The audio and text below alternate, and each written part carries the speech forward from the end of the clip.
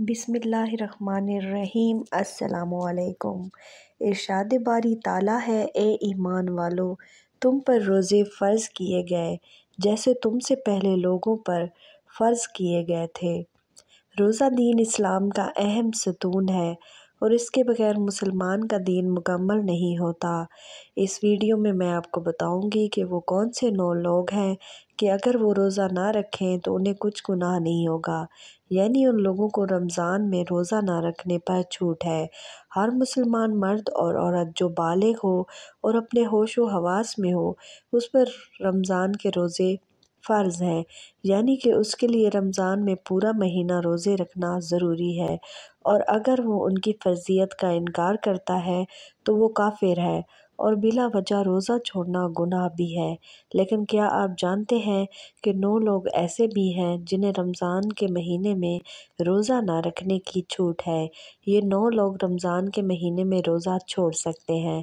Number 1، بیمار آدمی۔ سب سے پہلا انسان جو روزہ چھوڑ سکتا ہے وہ بیمار آدمی ہے۔ جو انسان سخت بیمار ہو، ایسے انسان کے لیے روزہ نہ رکھنے کی چھوٹ ہے۔ اگر ایسا بیمار آدمی روزہ نہیں رکھ سکتا تو اس پر کچھ بھی گناہ نہیں۔ اب یہ بھی جان لیجیے کہ ایسی کون سی بیماری ہے کہ جس میں روزہ نہ رکھنے کی چھوٹ ہے۔ یہاں پر ان بیماریوں کی بات نہیں ہو رہی جو عام طور پر نارمل لوگوں کو ہوتی ہیں، جیسے کہ اگر کسی کے سر میں درد ہو یا گھٹنے میں درد ہو گیا ہو، یا کسی کو سردی زکام لگ گیا ہو اور اس پر اس نے روزہ چھوڑ دیا، تو ایسا کرنا بالکل بھی جائز نہیں ہے۔ ایسے لوگوں کو روزہ رکھنا ضروری ہے۔ جہاں پر بیماریوں سے مراد ایسی بیماری ہے جس میں انسان کی جان جانے کا خطرہ ہوتا ہے۔ اب یہ بھی جان لیں کہ وہ کون سی بیماری ہے جس میں جان جانے کا خطرہ ہوتا ہے۔ اگر کوئی ماہر ڈاکٹر آپ کو یہ کہہ دے کہ اگر آپ بھوکے پیاسے رہے تو روزہ رکھنے سے آپ کی جان جانے کا خطرہ ہو سکتا ہے، یا پھر ڈاکٹر آپ سے یہ کہے کہ اگر آپ نے روزہ رکھا تو آپ کی بیماری ٹھیک نہیں ہوگی یا آپ کی بیماری بڑھ جائے گی، تو ایسی صورت میں رمضان کے مہینے میں روزہ چھوڑنا جائز ہے، لیکن چھوٹی موٹی بیماریوں میں روزہ چھوڑنا ناجائز ہے۔ اب یہاں پر اگر کسی نے اپنی بیماری کی وجہ سے روزے چھوڑ دیے تو وہ یاد رکھے کہ ان روزوں کو بعد میں رکھنا پڑے گا۔ جب اس کی بیماری دور ہو جائے گی، یعنی کہ جب اس کی بیماری ٹھیک ہو جائے گی، تو اس کو چھوڑے ہوئے روزوں کو قضا کرنا پڑے گا۔ اب اگر کسی کی بیماری ایسی ہے کہ وہ کبھی ٹھیک ہی نہیں ہوئی اور اس کا آخری وقت آ گیا، تو ایسے میں وہ اپنے گھر والوں کو یہ وصیت کرے کہ میرے اتنے روزے چھوٹ گئے ہیں، اور وہ ان کا فدیہ ادا کرے، اور فدیہ یہ ہے کہ ہر ایک روزے کے بدلے ایک مسکین کو 2 ٹائم پیٹ بھر کر کھانا کھلائے۔ نمبر 2، حاملہ یعنی پریگننٹ عورت۔ دوسرے نمبر پر حاملہ عورت ہے، یعنی جس کے پیٹ میں بچہ ہو۔ اگر ایسی عورت کے روزے رکھنے پر اس کے بچے یا اس کی جان کو خطرہ ہو تو ایسی صورت میں رمضان میں عورت روزے چھوڑ سکتی ہے، اس پر بھی کوئی گناہ نہیں ہوگا۔ اگر ایسی عورت کے لیے روزہ رکھنا جائز نہیں ہے، لیکن یاد رہے کہ ایسی عورت بھی اپنے چھوڑے روزے بعد میں رکھے، یعنی کہ جب اس کی صحت ٹھیک ہو جائے اور اسے بھی اپنے چھوڑے ہوئے روزوں کو قضا کرنا ہوگا۔ اور اگر کوئی حاملہ عورت ہے اور اس کا ماہر ڈاکٹر اسے یہ کہہ دے کہ روزہ رکھنے سے اس کی یا اس کے بچے کی جان کو خطرہ نہیں ہے، تو ایسی عورت کے لیے روزہ رکھنا ضروری ہوگا۔ نمبر 3، زیادہ بڑھاپا ہونا۔ تیسرا شخص وہ ہے جو اپنی عمر کے آخری پڑاؤ میں پہنچ جائے، یعنی کوئی شخص بہت زیادہ بوڑھا ہو گیا ہو اور اگر بڑھاپے کی وجہ سے وہ اپنی جگہ سے اٹھ نہیں سکتا، بیٹھ بھی نہیں سکتا، بڑھاپے کی وجہ سے اتنا کمزور ہو گیا ہے کہ اس میں روزہ رکھنے کی طاقت نہیں ہے، تو ایسا شخص بھی اگر رمضان کے مہینے میں روزے نہیں رکھے گا تو اس پر بھی کوئی گناہ نہیں ہوگا۔ ایسے بوڑھے شخص کے لیے بھی روزہ چھوڑنا جائز ہے، لیکن یاد رہے کہ ایسے شخص کے لیے فدیہ ادا کرنا ضروری ہے۔ اور پھر اگر ایسے شخص میں بعد میں اتنی طاقت آ جائے اور وہ اپنے آپ کو تندرست محسوس کرے کہ وہ اپنے چھوڑے ہوئے روزے بعد میں رکھ لیں اور اس کی قضا کرے، لیکن اگر کوئی شخص اپنے بڑھاپے کی وجہ سے اتنا کمزور ہو گیا ہے کہ اس سے اپنے ٹھیک اور صحت مند ہونے کی کوئی امید ہی نہیں ہے، تو اس کے لیے روزے معاف ہیں، لیکن اسے بھی اپنے ہر روزے کے بدلے میں فدیہ دینا پڑے گا، اور فدیہ یہی ہے کہ اپنے ہر روزے کے بدلے ایک مسکین کو پیٹ بھر کر 2 وقت کا کھانا کھلانا ہوگا۔ نمبر 4، دودھ پلانے والی عورت۔ یا پہلے زمانے میں ایسی عورتیں ہوا کرتی تھیں جو لوگوں کے بچوں کو دودھ پلانے کا کام کیا کرتی تھیں۔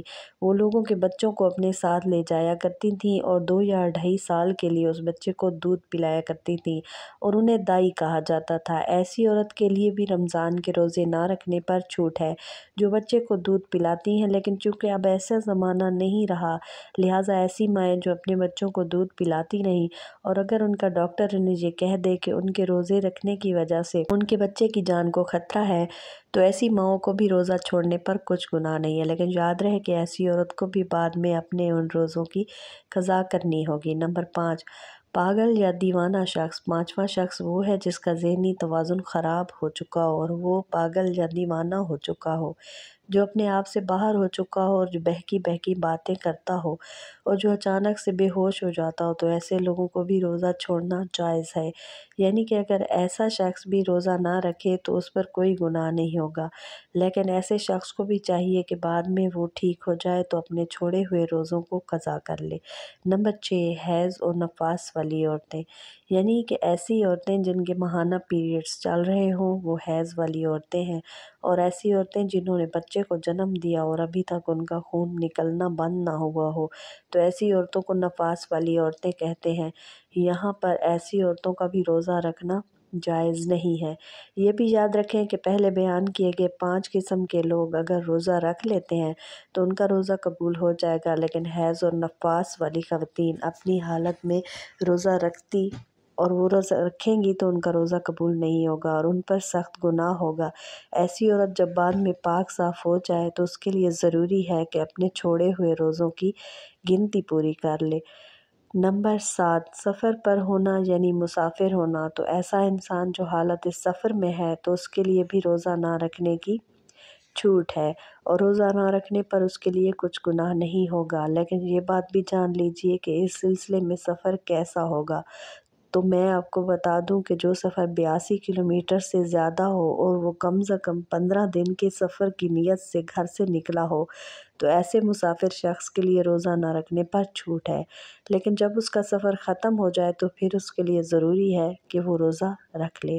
یہاں پر یہ بات قابل ذکر ہے کہ اگر کوئی شخص سفر کی حالت میں ہے اور یہ کہے کہ وہ روزہ ضرور رکھے گا کیونکہ اس کا سفر آرام دہ ہے، تو ایسا مسافر سفر کی حالت میں بھی روزہ رکھ سکتا ہے اور اس کا روزہ آسان ہو جائے گا۔ بس سفر آسان ہے تو روزہ رکھ سکتا ہے، لیکن اگر روزہ نہ بھی رکھے تو اس پر کچھ گناہ نہیں۔ نمبر 8، ایسا شخص جس کی جان کو خطرہ ہو، یعنی اگر کوئی شخص تلوار لے کر کسی کے پاس آ جائے اور کہے کہ اگر تم روزہ رکھو گے تو میں تمہاری گردن اڑا دوں گا، یعنی تمہیں مار دوں گا، اور اسے اپنی جان کا خطرہ ہو، تو ایسے شخص کے لیے بھی روزہ نہ رکھنا کی چھوٹ ہے، لیکن یاد رہے کہ ایسے شخص کے لیے جب وہ ایسی صورتحال سے باہر نکل جائے اور اس کی جان کو کوئی خطرہ نہ ہو، بعد میں اس پر اپنے چھوڑے ہوئے روزوں کی قضا لازم ہو جائے گی اور اسے بعد میں اپنے وہ چھوڑے ہوئے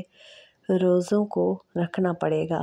نمبر 9، نابالغ بچہ۔ یعنی یہ سب ہم جانتے ہیں کہ روزہ ہر بالغ انسان پر فرض ہے جو اپنے ہوش و حواس میں، اور اس طرح روزہ نابالغ بچے پر فرض نہیں ہے۔